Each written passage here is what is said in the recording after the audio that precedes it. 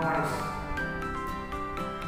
Nah, materi pembelajaran kita pada hari ini adalah tentang ketentuan pembagian harta warisan.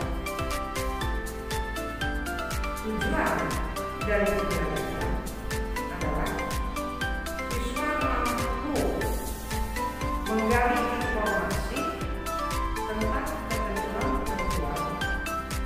pembagian harta warisan. Nah, untuk penjelasan dari materi pembelajaran kita hari ini adalah itu akan dilakukan melalui video pembelajaran. Mengharapkan kepada kamu agar melihat video memperhatikan harus dengan fokus. Kemudian buatlah dalam sebuah catatan.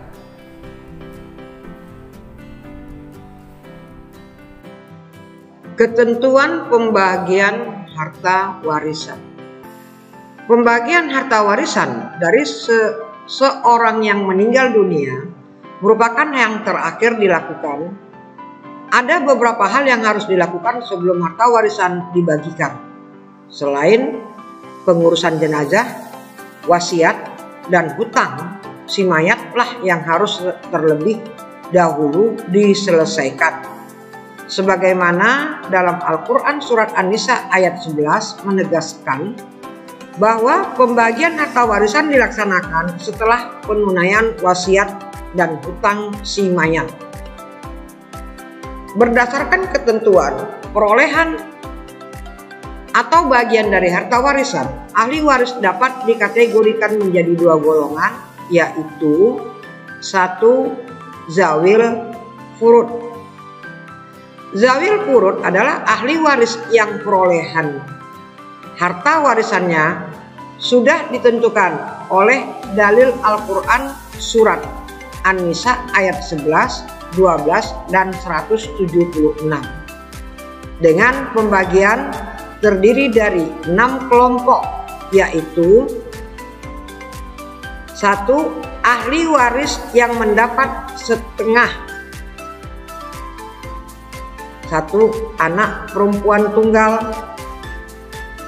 2. Cucu perempuan tunggal dari anak laki-laki. 3. Saudara perempuan tunggal yang sekandung. 4. Saudara perempuan tunggal yang sebapak apabila saudara perempuan yang sekandung tidak ada. 5. Suami apabila istrinya tidak mempunyai anak atau cucu laki-laki atau perempuan dari anak laki-laki. 2.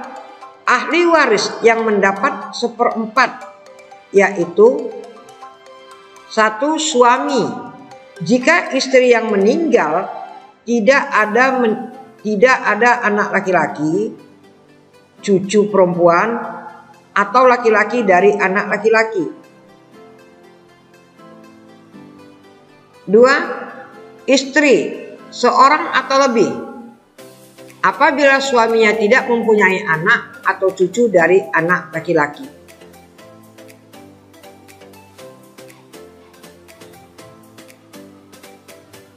C. Ahli waris yang mendapat 1/8, yaitu istri seorang atau lebih apabila suami mempunyai anak atau cucu dari anak laki-laki. D.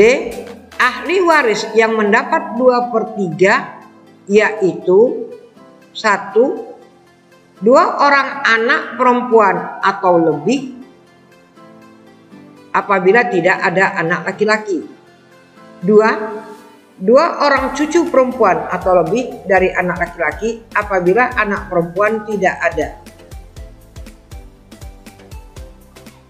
3. 2 orang saudara perempuan atau lebih yang sekandung.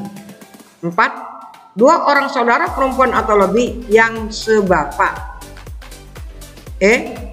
Ahli waris yang mendapat 1/3, yaitu 1. Ibu apabila anaknya yang meninggal tidak mempunyai anak atau cucu, atau tidak mempunyai saudara laki-laki atau perempuan yang sekandung, yang sebapak atau yang seibu.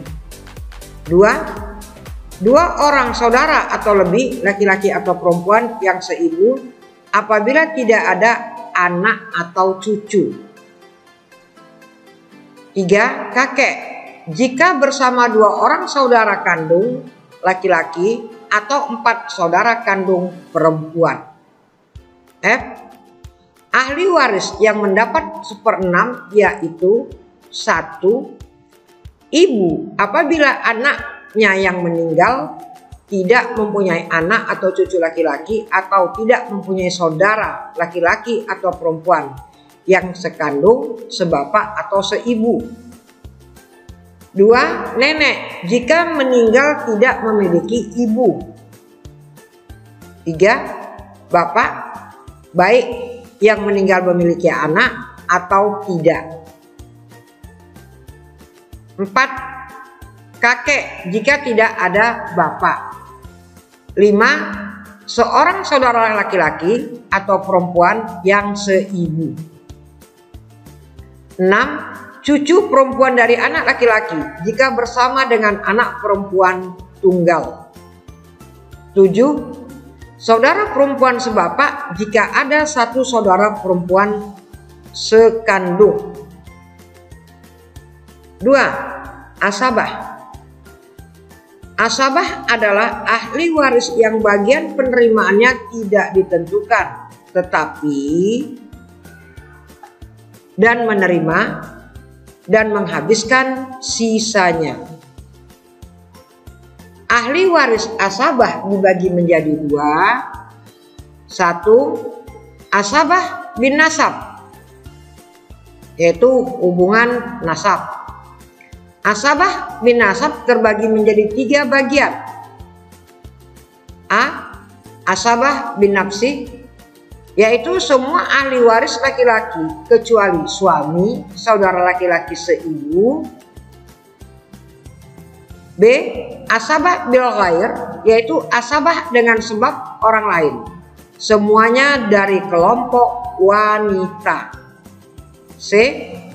Asabah ma'al ghair yaitu asabah bersama orang lain. 2 asabah disabab yaitu karena sebab, yaitu orang-orang yang membebaskan budak. Kemudian selanjutnya adalah hijab dan mahjub. Hijab yaitu penghalang, yaitu ahli waris yang lebih dekat dapat menghalangi ahli waris yang lebih jauh, sehingga ahli waris yang lebih jauh tidak bisa menerima atau bisa menerima tetapi bagiannya berkurang.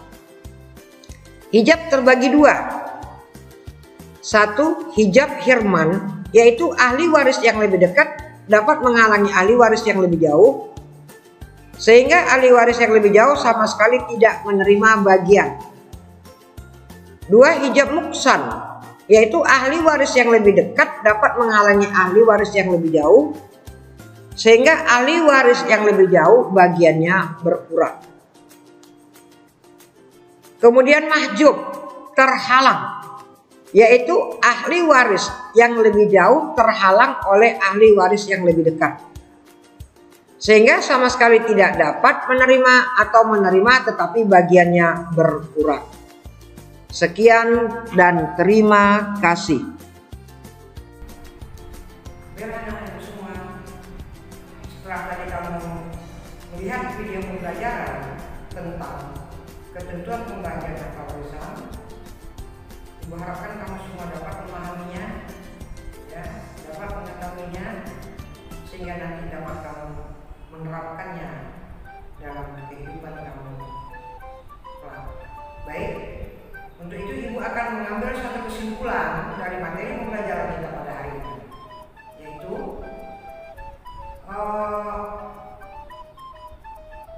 ahli waris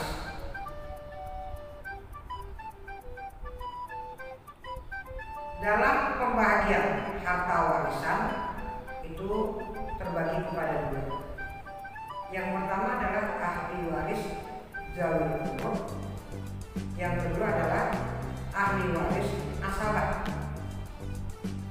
Ahli waris zawil furud adalah itu yang ahli waris yang bahagiannya sudah ditentukan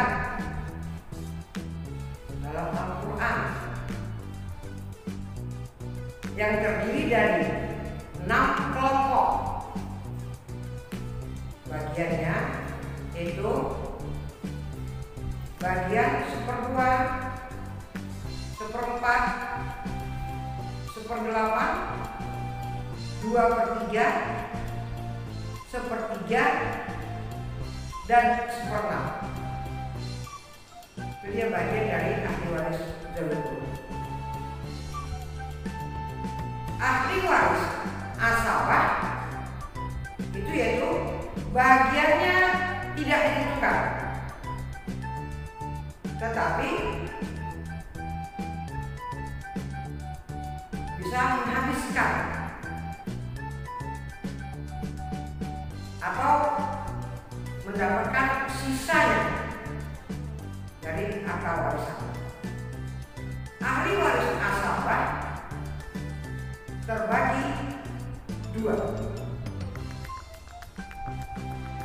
Ahli waris asabah itu terbagi dua, yaitu asabah bin nasab, asabah bisabab. Asabah bin nasab terbagi tiga, yaitu asabah bin nafsi, asabah bil ghair, asabah ma'al ghair. Kemudian asabah bisabab ini adalah karena sebab. Ini kan sudah dijelaskan. Ini kan hanya garis besarnya yang disebutkan. Nah, kemudian ada lagi tentang pembagian harta warisan ini, adalah yang dikatakan dengan hijab. Hijab itu adalah penghalang. Hijab terbagi dua. Satu, hijab hirman, dua, rusak.